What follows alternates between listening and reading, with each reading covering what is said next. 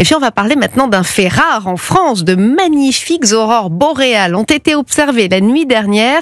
Alors de l'Indre à la Corse, en passant par les Pyrénées, de belles lueurs rosées sont apparues sur les clichés d'internautes qui ont partagé allègrement ces images sur les réseaux sociaux.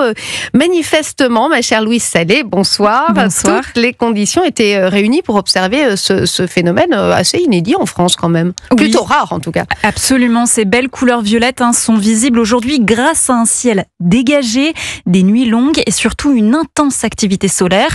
Tous les 11 ans, il faut savoir que le soleil entre en éruption de façon régulière et c'est en ce moment. Milan Maximovic est astrophysicien au CNRS. Une éruption solaire, c'est une sorte d'explosion. Et lorsque cet éjectat de matière se dirige vers la Terre, eh bien, ça produit une aurore boréale. Ces particules retombent préférentiellement au niveau des pôles. Et quand la quantité est importante et la vitesse de cet éjectat de matière est importante, c'est là qu'on voit des aurores, donc en France, lorsqu'il y a une grosse éruption. Et là, le soleil est dans une phase d'activité très intense, proche de son maximum.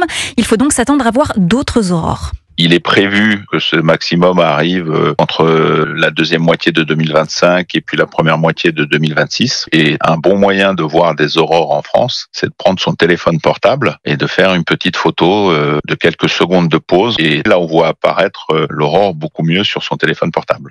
Alors ces lueurs rosées, très jolies, n'apportent pas que des bonnes nouvelles. Elles peuvent perturber la trajectoire des satellites et donc du réseau GPS et Internet. Merci Louise Salé, on espère en revoir d'autres. En tout cas, ça fait toujours plaisir, ces jolies images.